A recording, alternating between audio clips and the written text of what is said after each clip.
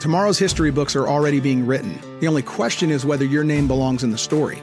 We've spent the last 5 days talking about the Founding Fathers. Today, I want to talk about your great-grandchildren.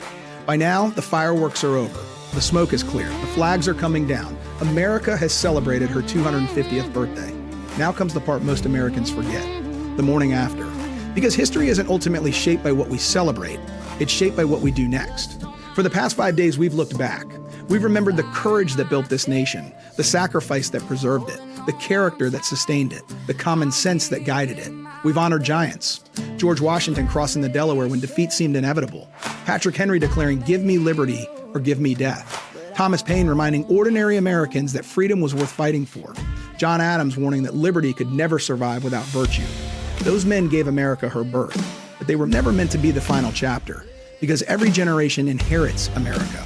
Very few remember they're also responsible for rebuilding her. The torch passed from Washington to Lincoln, from Lincoln to Frederick Douglass, who challenged America to become more faithful to the truth she proclaimed, to Harriet Tubman, whose courage reminded us that liberty belongs to every human being, to Teddy Roosevelt, who called a growing nation to embrace courage over comfort, to the young men who climbed the cliffs at Normandy and stormed the beaches of Omaha, to the firefighters who ran up the stairs of the Twin Towers while everyone else was running down.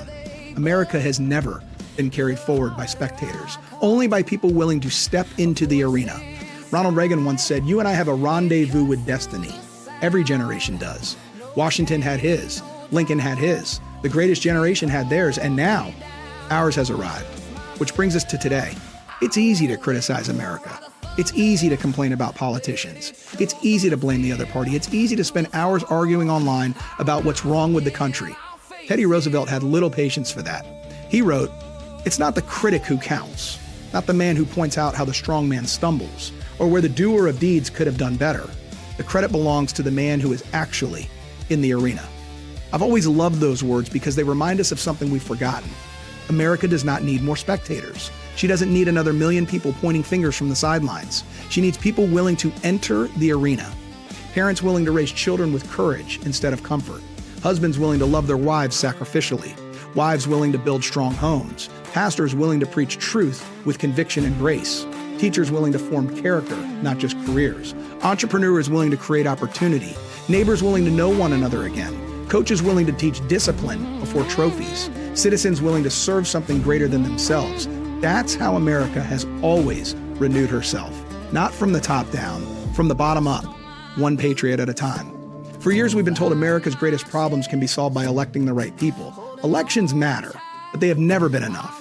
The founders didn't believe the Constitution could save a nation whose people refused to govern themselves, and neither do I. The future of America will not be decided only in Washington. It will be decided around dinner tables, in living rooms, in churches, on Little League fields, in classrooms, in the quiet decisions no camera will ever record. That's where nations are really built, one generation at a time. And maybe that's why I've been so excited about this anniversary, because America at 250 isn't just a celebration, it's an invitation. An invitation to remember that freedom is not a possession, it's a responsibility, it's a stewardship, it's a calling. One day, 250 years from now, another generation of Americans will gather to celebrate this nation's 500th birthday. They'll tell stories about George Washington, about Abraham Lincoln, about the greatest generation, and then they'll tell stories about us. They won't care how many followers we had. They won't care how many arguments we won. They won't care which hashtags trended. They'll ask a much more important question. What kind of ancestors were they? Did they leave America stronger than they found her? Did they preserve liberty? Did they raise children of character? Did they have the courage to stand for truth? Did they love their neighbors? Did they strengthen their communities? Did they leave behind something worth inheriting? That story hasn't been written yet. So here's my challenge to you. Don't just celebrate America. Build her. Strengthen your marriage. Raise your children well. Serve your church. Love your neighbor. Tell the truth. Work hard. Forgive quickly. Be generous. Live faithfully. Get in the arena. Because the American experiment isn't over. It's waiting on us. Reagan told us freedom is never more than one generation away from extinction. That's not a warning. It's the invitation.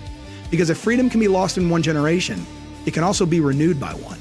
Maybe that's why God chose us to live now. Not in 1776, not in 1863, not in 1944, but now. This week wasn't really about celebrating an anniversary. It was about recognizing an inflection point. Because history has just handed our generation the pen. Let's write a chapter worthy of those who came before us and those who will come after us.